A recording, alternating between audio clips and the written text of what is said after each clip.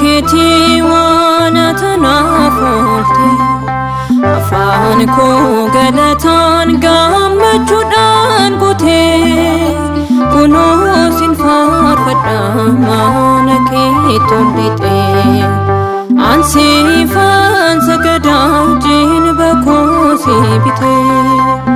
waa'ee gocha keetii waan tanaaf oolte afaan koo galataan ililliidhaan guutee kunoo sin faarfadha mana keetti ol lixee ansiifan sagadaa jilba koo si bitee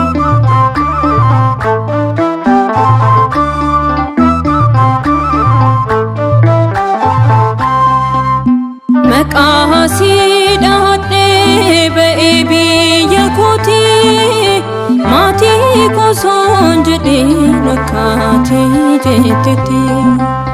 galee eeyyama keeni biyyaannaniif dammaa hin dheebodhuu dhugee bishaan eebbifamaa waa'ee gocha keetii waan tanaaf oolte afaan koo galataan ililliidhaan guutee kunoo sin faarfadha mana keetti ol lixee ansiifan sagadaa jilba koo si bitee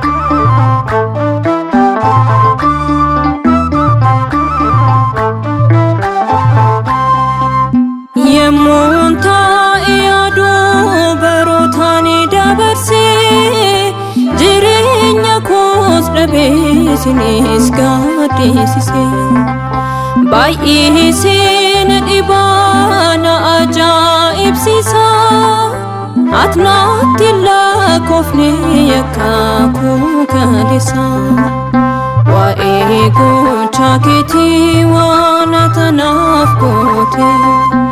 afaan koo galataan gammachuudhaan guutee kunoo sin faarfadha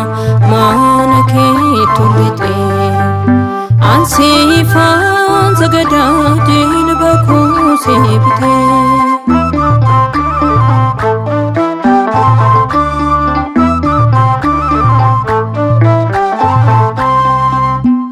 waa'ee koof dhaanamee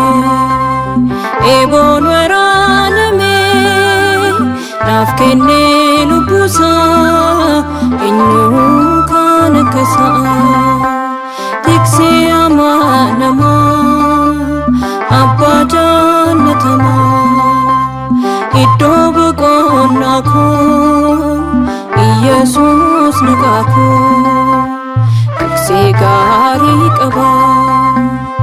abbaa gaarii qabaa waa'ee isaan odeessa jireenyi koo isaa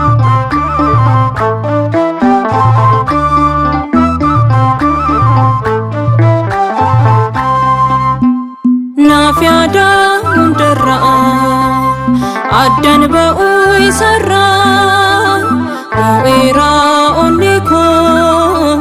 Yesuus mootiin koo tiksee amanamaa abbaa jaallatamaa iddoo boqonnaa koo Yesuus nagaa koo tiksee gaarii qabaa abbaa gaariin qabaa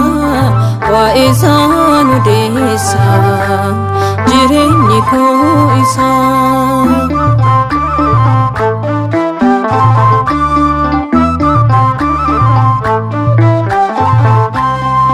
halkaaniif guyyaa isaa tikseen kun ofiin eeguu warri diina koo waaqayyoon qabaa kophaa komiiti omaa sin shakkuu naafti kooti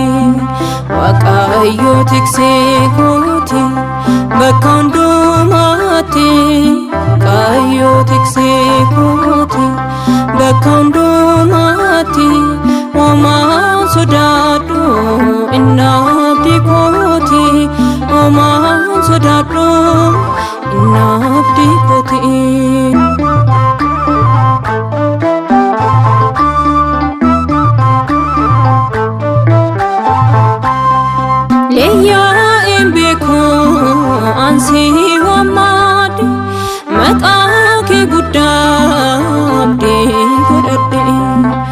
otaatiin jirree silaa badeera